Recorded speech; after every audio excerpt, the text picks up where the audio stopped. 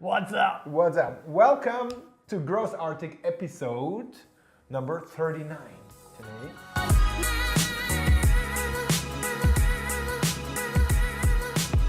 And last time we were talking about B2B inbound marketing, and in the end we found out that there should be something like a deep dive for inbound marketing on LinkedIn. Yes, the place where you can actually dig gold at the moment. It feels like AdWords in 2000. Why? Yeah, because LinkedIn has not yet been abused too much. Yeah, it's 70% of all my contact requests are being confirmed. Most of the people that follow me actually still see my content. Yeah. The targeting and the searchability of people is just unheard of. Mm-hmm. Yeah, and LinkedIn has developed into this beautiful content marketing platform. It's like Facebook for B2B that actually that is fun. Yeah, to be on. It's my favorite business social network in the world, and not even our great German Xing can beat it. Yeah. Address book, same. Yeah. Yes. So. Yes, same for me. Have you been working a lot with LinkedIn? Yeah. I see your content there, left and right. So I would say I have the same reasons. So they opened up, I have no idea when, maybe half a year ago, to be something like a real social network. Yeah. So not being the same like Xing, being like, in my case, the business address book thing. If you post a link there's always the same guy who's liking my stuff. That's my hello Berkey. That's my brother-in-law. You still can't even post videos. So that's nothing. And they opened up to be something like a content marketing social network. Yeah. And in my eyes, what happens now is, just to give you one example. So we are producing a lot of content stuff, and we try to do it with just a little bit. It was giving a lot of value, but having a bit of entertaining stuff. So not to be too business. Yeah, too business. Yeah. And what I'm seeing is that most of the people in LinkedIn are just sitting there and just consuming the stuff because it's B2B, it's business. So they are not brave enough to post something because it's B2B. Yep. So they are just consuming. And if you have a piece of content now, what is just social media like, not too business, I would say you will be rewarded. If it is a video, especially if it is a video, you will be rewarded, in my case, with organic reach for 8, 9, 10 days. 8, 9, 10 days. If you post a video on Facebook, without spending any ads or something, you get nothing. Yeah. And with an ad, you have to spend a lot of money to have some reach there. But at least on Facebook, the reach is cheap. It is. The reach on LinkedIn is fucking expensive. Yeah. The non-organic reach. Yes. But organic is so fun. Organic is so great, and I think the difference is if you push out like entertaining content, like everywhere, it's always a solution. But I would say on LinkedIn, it's awesome. And I'm talking about this stuff a lot in my boot camps, and there are a lot of people taking it with them, these ideas, and starting to run really easy videos for B2B. And I can see what happens. So they get organic reach, like 1,000, 2,000 people are doing the website. Wow, that was a good boot camp, right? And that's really, really crazy. And I get from this inbound leads. So without having a call to action or something, it's just people are commenting, or people are dropping a message, say, wow, that's really cool stuff. You mentioned this kind of tool. Maybe here's another one, but maybe I will compare it. So they are starting a conversation in B2B. The comment section on LinkedIn is so valuable these days. It's really, I love it. And it's like on Facebook, nobody wants to be sold to. Yeah. On LinkedIn, everybody expects you to do business there. It's amazing, like for the B2B world, or for recruiting, or for sales. It's such a huge opportunity at the moment, but it will not be there forever. Yeah. And then if you talk about this inbound marketing, about the funnel again from episode number 38, what we are experimenting right now is, so if you get a lead in from wherever, somebody downloaded my slides or my 100 growth hacks or something, we start stalking this guy or this woman or whatever. Stalking in a good way. Stalking in a business way, I would say. Yeah. We're stalking them on Google to find their LinkedIn profile, to find out, is it target group or is it not target group? And if we find, so I would say 95% of the cases we find this guy. Yeah. So we have them.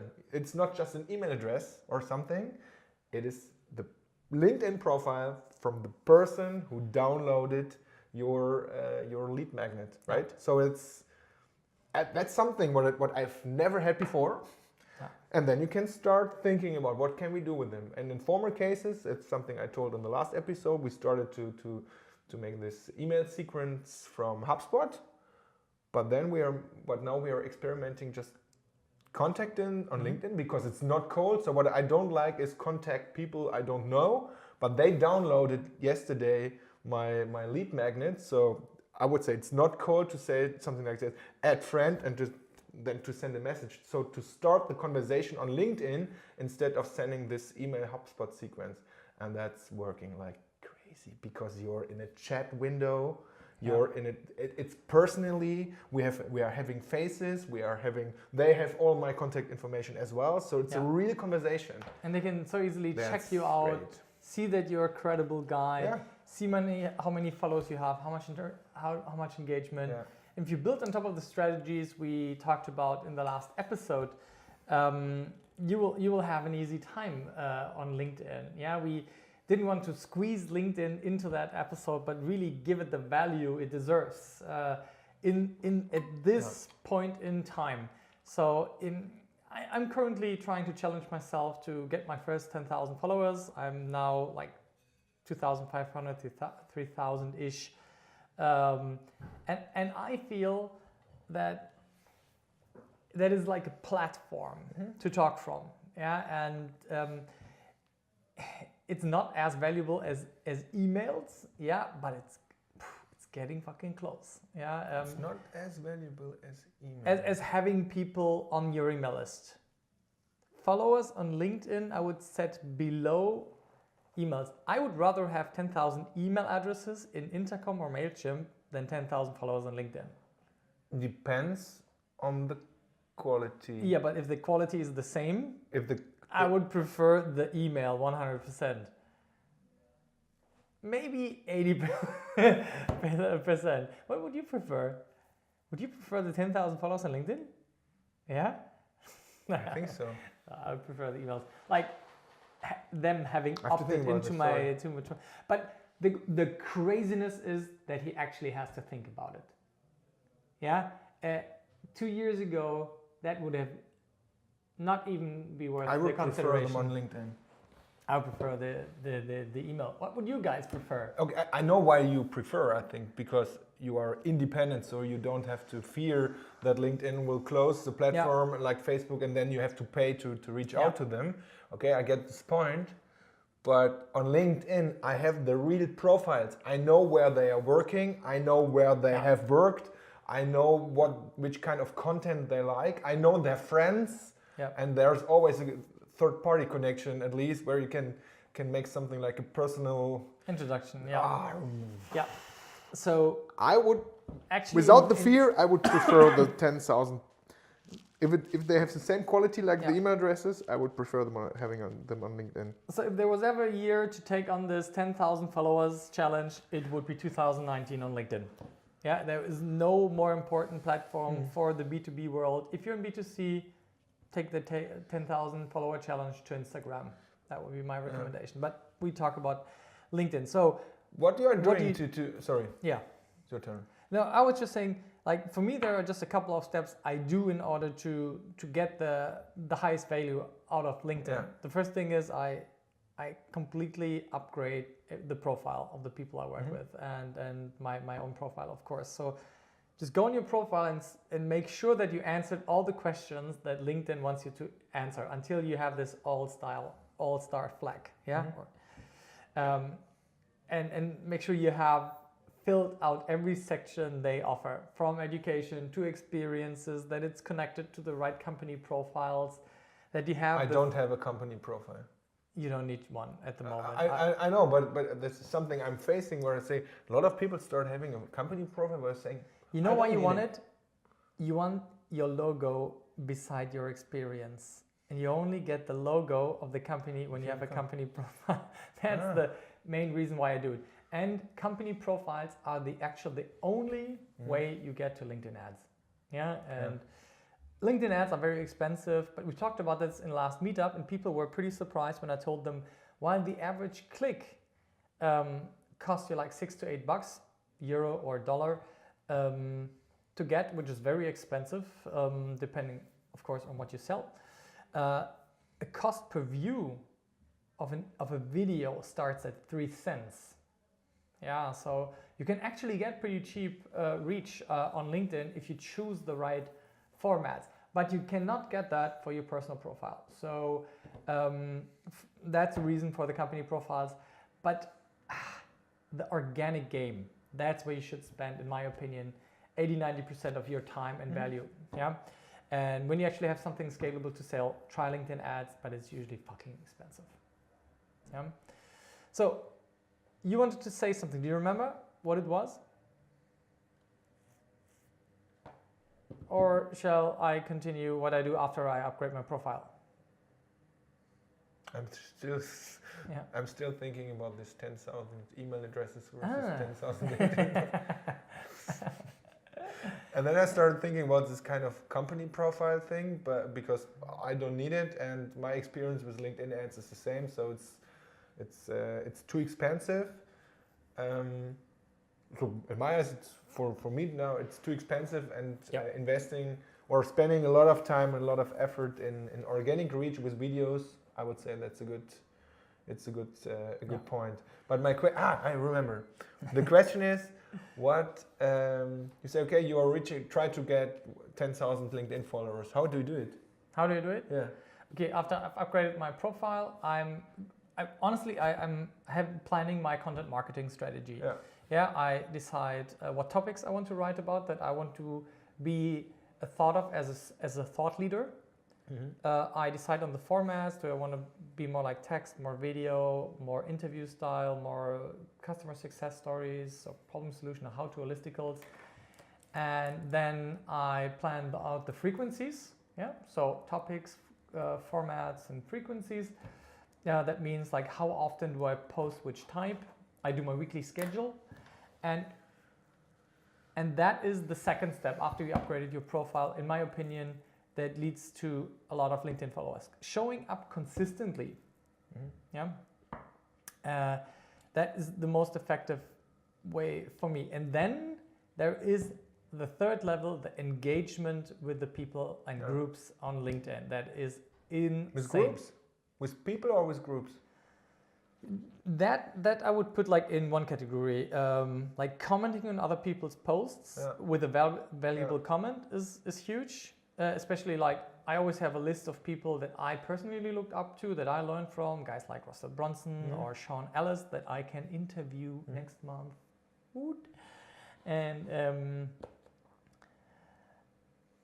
And I contribute, and that creates lots of followers because all the commenters, they are like engaging with each other, and as long as you really write valuable stuff, you will be voted up a lot. And then using LinkedIn groups to share your best content in there, your free stuff. And it's really appreciated by the moderators. Some of them even pin it for a while or share it for you. It used to be much more effective in the time when I could ask a moderator or an admin of a LinkedIn group of 50,000 people, can you please post this for me? Because then everybody would get an email. And LinkedIn was, after some time, wise enough to shut that feature off, but you still get a notification if an admin posts that. So playing those two are, I think, it's the third layer. Look good with company profile, share valuable content, and then engage with the valuable content of the other people. What about the linked helper? Then there's the magic juju. Do you want to tell us about it? Where did you hear it first? Oh, Was it at the meetup? I did. The LinkedIn automation one in March. with a woman. Yeah. Could be. With Laura Mauersberger. She shared this gzip thing and I shared Linked Helper. Could be. Okay, yeah. Could be. So just one use case. So Linked Helper is a tool. It's a Google Chrome extension, so very easy. And what it does for me, for a use case, is so if I want to sell a growth hacking bootcamp ticket in Berlin, what I do, so one special use case is you not Googling in LinkedIn, you're searching in LinkedIn for the target group, means in my case, marketing people, that means people who have marketing in their title in Berlin, location Berlin, and then you get a shooting list of at least 1,000 people who are exactly your target group for a growth hacking bootcamp in Hamburg or Berlin. Yeah, so then you can start the Google Chrome extension. You remember the good old days of StudiVZ. What was the best feature of StudiVZ? Groups. No, seeing who was on your profile. No, yes, I'm single, and yes, you can contact me. That was the actual name of a group. Seeing who was on your profile. So, and that's an automation thing what Linked Helper does. So, Linked Helper crawls all the profiles and is visiting the profiles with your profile. So, what in my eyes, that's not a problem to visit somebody's profile.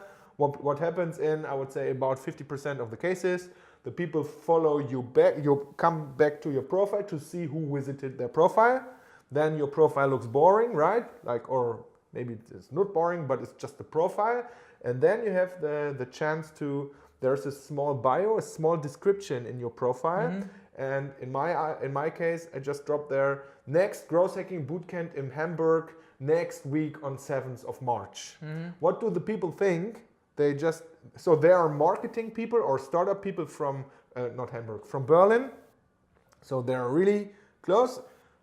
They see I was on their profile, they come back to my profile, and then they see something like growth hacking bootcamp in Berlin next week. And that's something where I say, oh, I heard about this growth hacking stuff. Oh, he's coming to Berlin, that's interesting.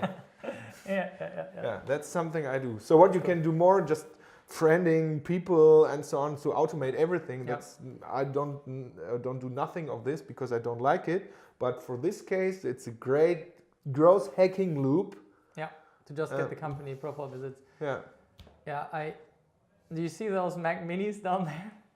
Yes. They're Linked Helper Minis. They're like my Linked Helper farms.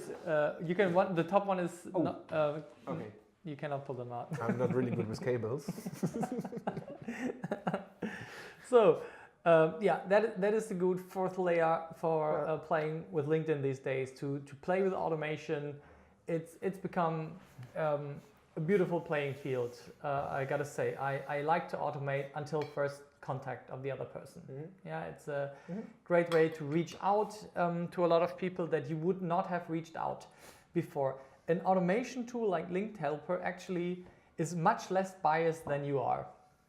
Yeah, and if you're doing it good, but because what I don't like, what I hate is some 20-year-old guys are just friending me with a message like, hey, I like your profile.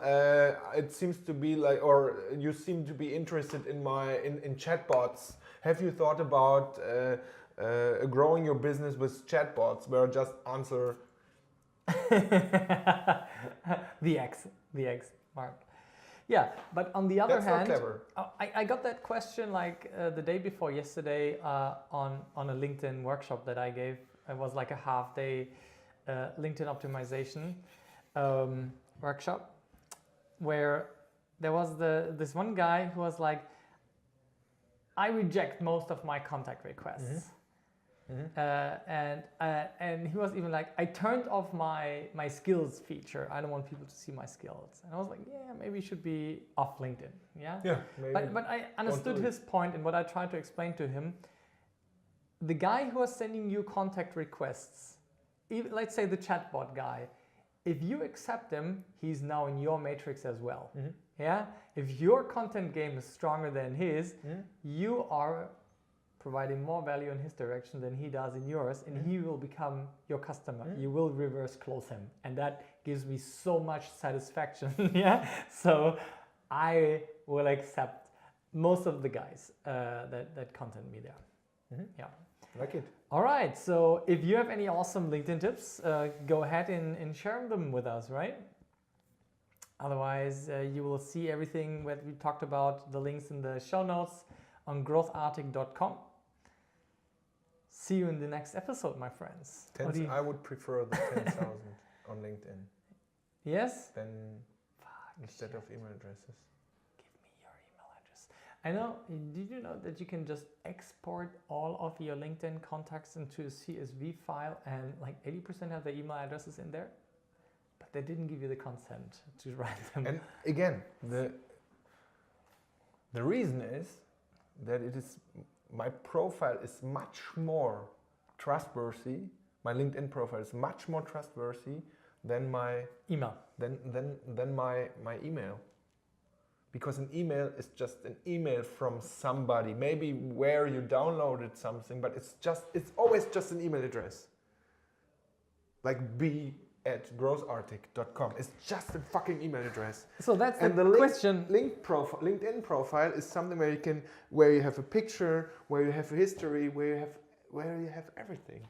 I think one of the most important things is the contacts, that I can see what are the connections, where are the relationships. Yeah. That's in B2B, it's so important. If you visit the profile and you can see, oh, he's connected with him, it's an opener. Because if we talk about how to open a conversation, it's always like personalization, right? Let me ask you one question to reflect on that. So the reason why I said email was the following scenario that went through my mind. Let's say you have the 10,000 followers, same quality. I have the 10,000 email addresses. Who has the better chance of getting the equal of the other side? You have the LinkedIn profile and want their email addresses, and I have the email addresses and now I want the LinkedIn connection. Who has an easier game? I think it's me.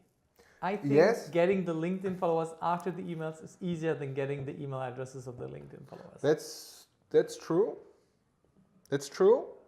But maybe I don't need the email address. Maybe you don't need it. That's true. That's true, 100%. Yeah.